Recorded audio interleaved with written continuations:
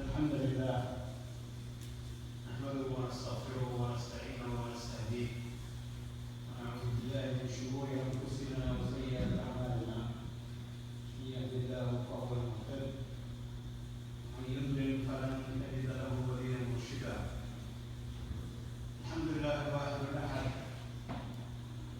العزيز الجبار الاول والاخر والظاهر والباطن هو الحي القيوم وهو الذي انزل على عبده الكتاب ولم يجعل له عوجا هو الذي خلق الانسان وعلمه البيان وهو الذي علم بالقلم وعلم الانسان ما لم يعلم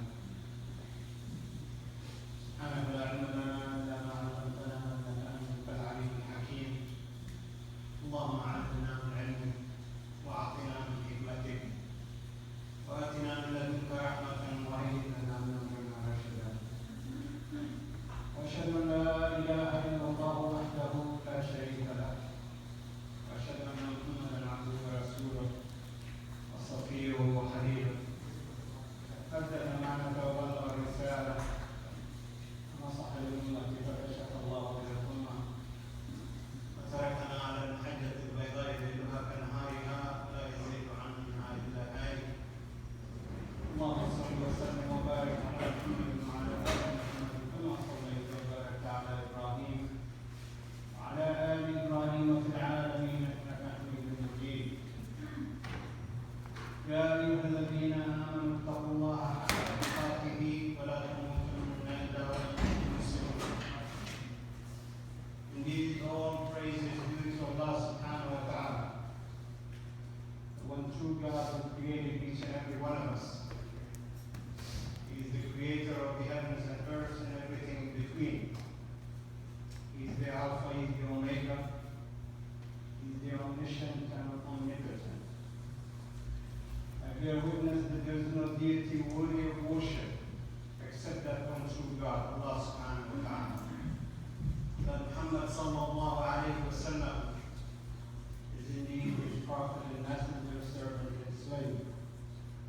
Allah's peace and blessings be upon him and his family, as Allah has blessed Ibrahim or Abraham and his family. My dear beloved brothers and sisters, I want to remind myself and each and every one of us that the most important thing that you and I can do in this transitional life is to become people of taqwa. Oftentimes, people quickly describe it to be God-fearing people. And it is God-fearing people in a very special way. In a way that's unique to Allah subhanahu wa ta'ala. In a way that's entirely different than our fear for other people, towards other people. Our fear of darkness, our fear of bullies in the schoolyard, and all the negativity that comes with fear. This one is exclusive to Allah subhanahu wa ta'ala and it does not have any negativity in it. So if we understood the taqwa of Allah in that sense, if we understood it to mean people who are adherent to that which Allah subhanahu wa ta'ala has revealed to His Prophet, which is the Holy Quran, and the Sunnah that we have learned from Prophet Muhammad sallallahu alayhi wa sallam, and if we become people who are content with whatever little Allah subhanahu wa ta'ala has given them, and people who don't grow to become arrogant when Allah gives them abundance. And if we are still people who are mindful that not just in words, that we're all going to die at some point or another, but mindful of the fact that their time can come at any moment. Mine can come as I'm talking to you, yours can come as you're sitting there, here and listening. So if we understood it in that sense, then we are going to become people of taqwa. In the truest sense and the most sincerest way, God-fearing people. My dear brothers and sisters, every time that people, if you are looking at either an ad or an organization that has anything to do with justice, you're most likely to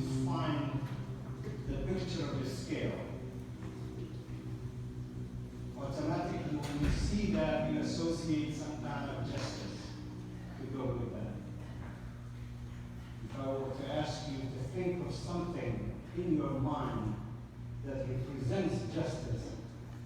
Almost all, if not all, we have that image of the scale or the balance in their minds. That scale, whether it is abused or used in the right way, represents something that's highly praised by Allah subhanahu wa ta'ala, which is the concept of justice or al-adl. Automatically we assume that. Whether the individual shortcuts that or not, that's a different story. And when Allah subhanahu wa ta'ala talks about that scale or balance, we're supposed to understand it in that broader sense of justice. In that broader sense. Even if Allah subhanahu wa ta'ala talks about it on specific issues, or gives an example in a specific scenario, or situations, or interactions between people. But at the end of the day, we have to get it in our minds that what Allah's talking about is nothing other than justice. In Surah Ar-Rahman, surah that begins with Allah's name. One of Allah subhanahu wa ta'ala's most praised attributes, most unique attributes. And there are few within the 99 best names of Allah subhanahu wa ta'ala that's exclusive to the domain of Allah, that none of us can become like that. So in this surah, the first ayah of the surah is one word describing Allah subhanahu wa ta'ala. Ar-Rahman, the most compassionate, the one who extends his compassion to any and all.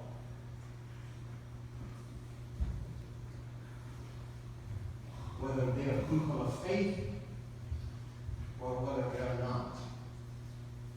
Whether they love the Creator who created them and worship Him or not.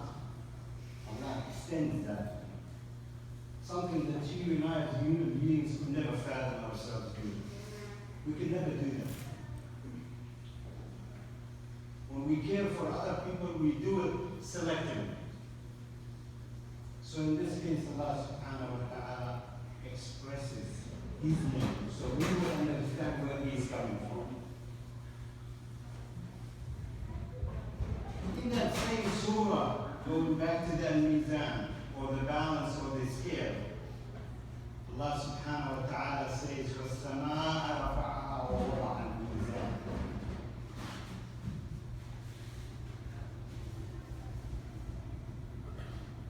And the heaven or the sky, Allah subhanahu wa ta'ala has erected, and He set the balance, the scale.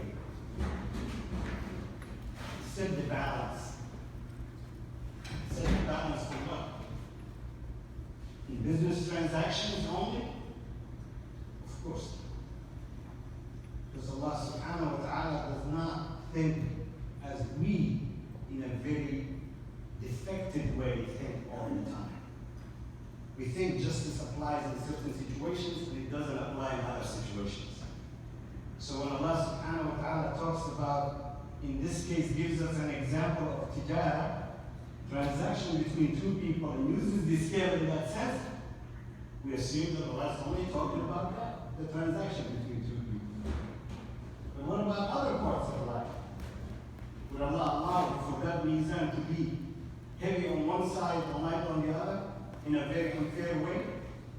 The answer is no. Here Allah says, وَالسَّمَاءَ رَفَعَهَا وَوَضَعَ الْمِيزَانَ أَلَّا تَطْغَوْا فِي الْمِيزَانِ. Warning people not to transgress against the right balance of the scale.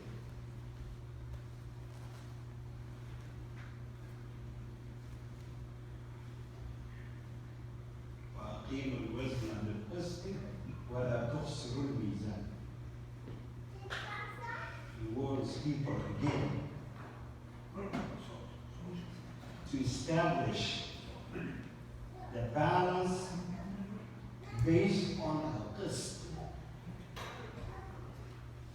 Now, qist, Allah subhanahu wa ta'ala, one of his most beautiful names is he is a muhsin. In this case, what Allah is talking about is someone who will exactly balance whether people are looking at him or not. Whether you're doing that measurement and scaling behind the walls or in public, in the market when everyone can see you, whether you're cheating or not. So a person who would always keep that balance, that's what Allah subhanahu wa ta'ala is asking us. Not to transgress against the balance and establish the weight based on this. Based on that fashion, not really cheating. When you're demanding your own, you want everything to be given to you exactly.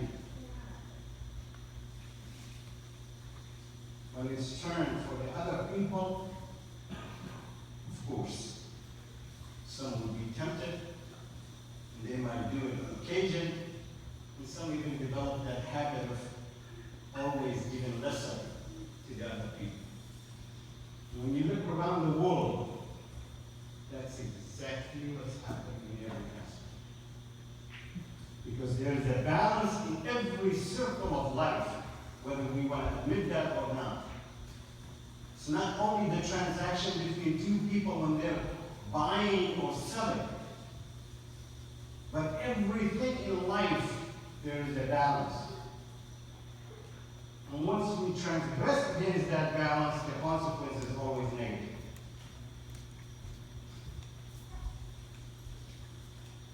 We just had a hurricane. It flooded many places, destroyed many towns, became reason for people to get killed. Allah subhanahu wa ta'ala uses the water to sustain life. And He's the one who descends the rain. Zina, Allah subhanahu wa ta'ala. So you as a farmer, or anyone who's a farmer, would sow the seed, or would plant the tree, expecting that rain to come down to fall in the right proportion, so that the vegetation would grow, so that the life would be sustained in the right proportion on Allah's mizan, subhanahu wa ta'ala. What happens if the mizan is a little bit tilted for the rizq that Allah gives us? We get less rain this year. We suffer somewhat. But what about the next year if there's no rain? Or a few months straight in some of the vegetations? Or a few weeks in some, depending on how much water they need. Or if the mizan is reversed and Allah subhanahu wa ta'ala gives us so much of that water, as He just did. We've been watching it on television or internet or whatever form of medium that you use to get your news. When there is abundance of that water, what happens? Is the vegetation going to grow the exact way as we intended? The answer is no. It will destroy. So once the mizan is a little bit tilted on one side or the other, it can be, when there is a balance, Allah can make that risk for us perfect. You plant, Allah gives you the right proportion of water, mashallah, everything is green, you harvest.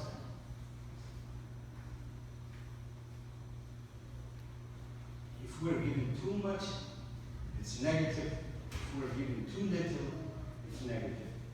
The right amount is what's needed.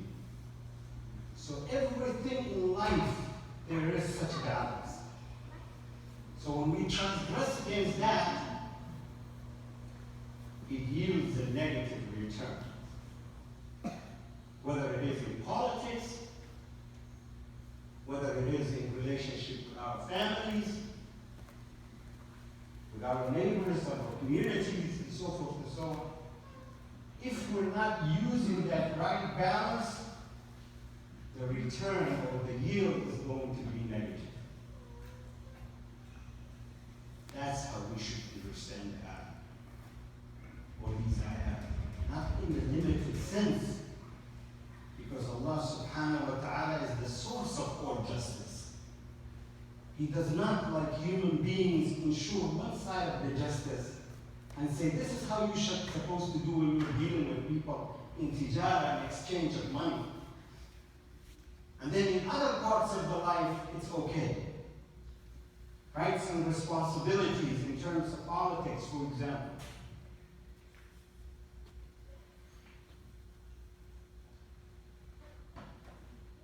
If someone claims more rights upon you and very little responsibility on them, is that not what's the issue everywhere? Whether it is in the economic sense or the political sense and so forth and so on. Somebody's claiming more rights that they don't deserve upon other people. And people tolerate for a little while, and then what happens? They rebel against that. It never fails. That's why Allah subhanahu wa ta'ala warns in the strongest sense, in the strongest terms, when Allah uses, when God uses the word woe, waylun, you better pay attention. You better pay attention. When Allah subhanahu wa ta'ala says woe to this, that's the highest level of warning, nothing beyond that.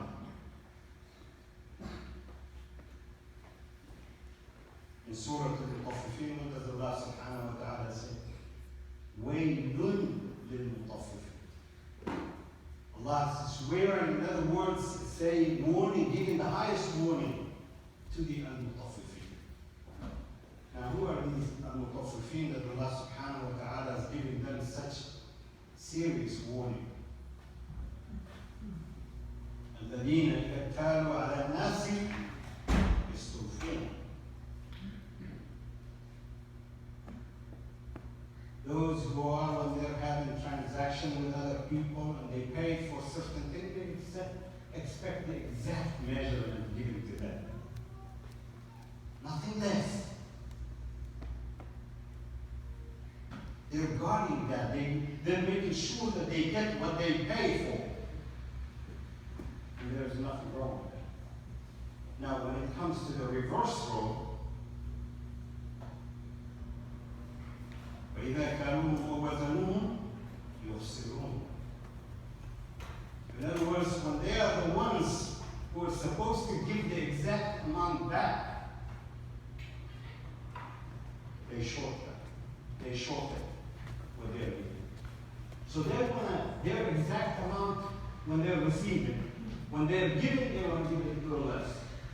Mess with the scale or claim the other person has no right to the full amount and so forth. So those are the people that Allah subhanahu wa ta'ala is giving the highest warning. Woe to you if you are that kind of person. So to exact the balance, again, here Allah is using the metaphor of the tijara in this sense. But keep in mind, Allah subhanahu wa ta'ala is not just in one area and not in other areas. So what applies in the tijara, the commerce, applies to everything in life. Never make the mistake to think that Allah subhanahu wa ta'ala was expressing justice in that one area and didn't care about the other areas. So if you understood the importance of establishing the balance in that one area, that means you're ready to apply in other areas, and we should not ignore it. May Allah make us those who don't ignore and heed the message as it was intended, because we're human beings, we're never perfect. We remind ourselves of these ayat does not mean that I'm better than everybody else and I apply it 100%. I don't. Make dua for me for Allah to make me one of those. But the concept is that we should become those kind of people. And if we're not there yet, we should constantly be aspiring to become those kind of people who exact the balance of justice. So when we see that scale that we started the khutbah with, then we understand what's the significance of that scale. It was not just describing commerce, it was describing everything in life. Sense of justice.